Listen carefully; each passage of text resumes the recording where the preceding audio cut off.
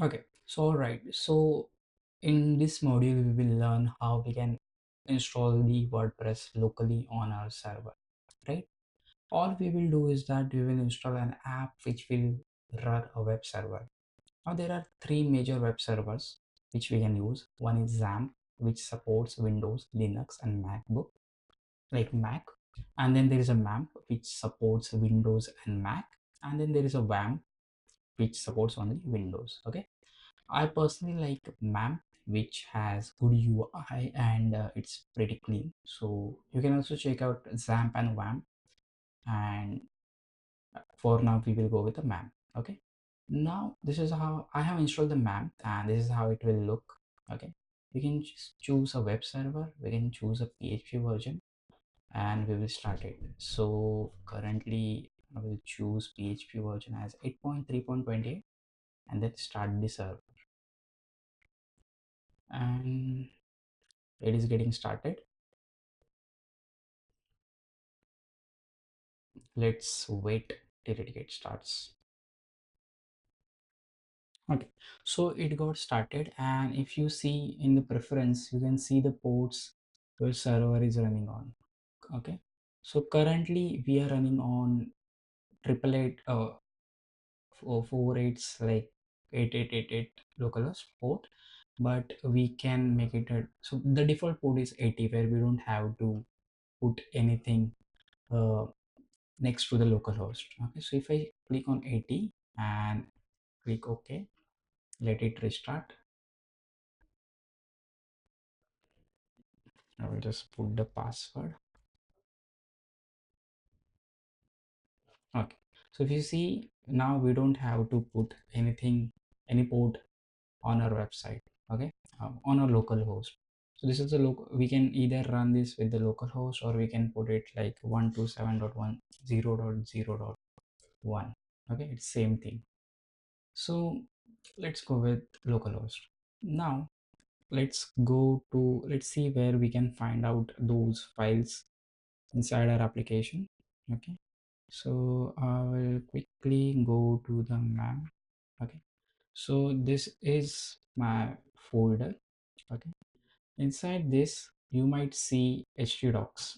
Inside htdocs, whatever file you have, it will get like those files will be act as your website files. Okay, so for example, I will just open the Visual Studio Code and go to this, and I will open this folder. Okay, we can also directly drag and drop, and we can change the folder. Okay, hold on, this didn't work. Let me open it from the open folder. Go to MAMP. Where is MAMP? Yeah, this one, and open it. Don't save anything, and yeah, I trust this. Let's give the application, let's give this Visual Studio Code that access. Now in HTML docs, if I create index.html and just say, I will just put h1 tag. Okay, and say hello world. As soon as I say reload it, you can see what's happening. So this folder will work as your, it is meant to add the HTML files or the website files. Okay, so now let's download the WordPress files. So first we will need the WordPress set of files, which we will find out on wordpress.org.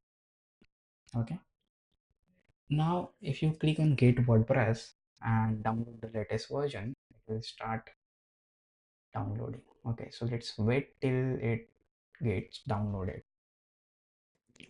Okay, so we have successfully downloaded the WordPress set of files, and I will just open it.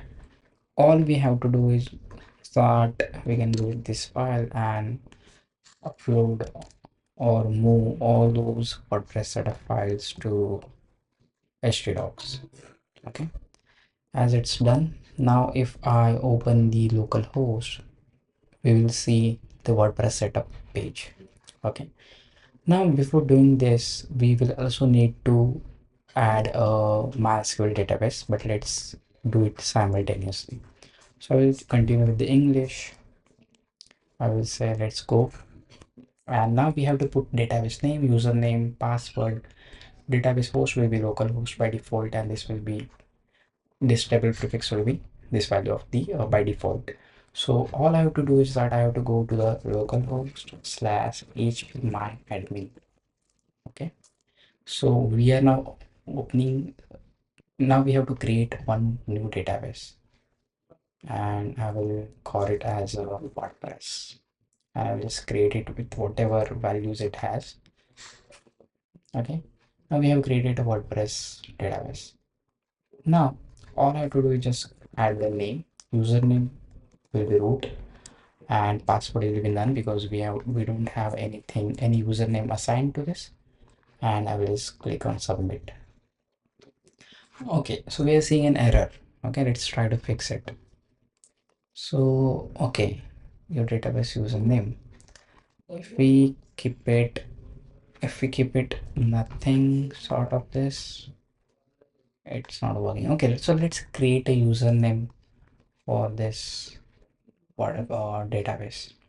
Okay, again I will go to the php my admin, and I will do the user accounts.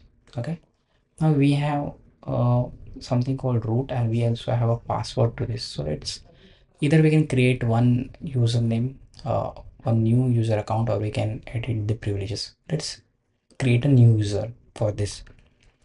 So I'll just click on add a user account. Okay, and call it as any password will be 123456. Okay, and again 123456, and okay, I will create a same name, and I will check all to give the permission and just click on a go. Okay, so we have created one account for the database, so let's use that account for this one. So I will say we need 1 2 3 4 5 6, and it should work now. Okay, cool. So as we have username, I mean we have the user and we have the database, so that's why now it's working. In my case, if I would have removed the password, then it would have worked. But in this case, we had the password. That's why root user didn't work. Anyways, so I will click on the run the installation, and now we can put the site detail. Okay, so let's put it as my site. Username will be admin, and password you can put any password. So in this case, we can put it as mm, my WordPress password. Okay, we can put your email. So in my case, I will put it as a week editor. And so this is for if in case you are just testing the website where on the live server, and you are just doing the development. In that case, you can click on this so that search engines won't your website won't go into the Google search list. We don't have to do because we are already running on localhost and nobody can access this site. Okay, so I will just click on the install the WordPress.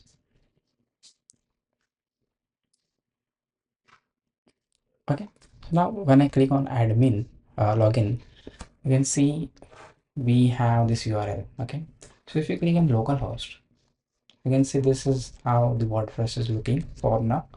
And if you put slash wp dash admin, you will go onto the login page. So that either this you can put it directly this wp dash login dot php, or you can directly click and add wp dash admin, and you will be on the login page.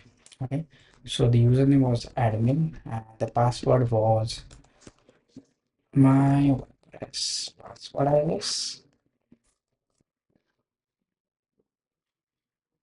And well, we have now logged in into our WordPress site, and you can see this somehow the dashboard look like. And even if you click on visit site again, but if you see some difference that as we have logged in, we can see the top bar here, something like this, where we can directly access the dashboard, plugins, themes, add new data, and even log out or edit our profile. Cool. So this way we have installed the WordPress on our local host, that means on our system. And in next module we will see more in detail about those databases and how we can create those dashboard and how we can create pages, okay, and how we can edit those things. Okay, see you. Thank you.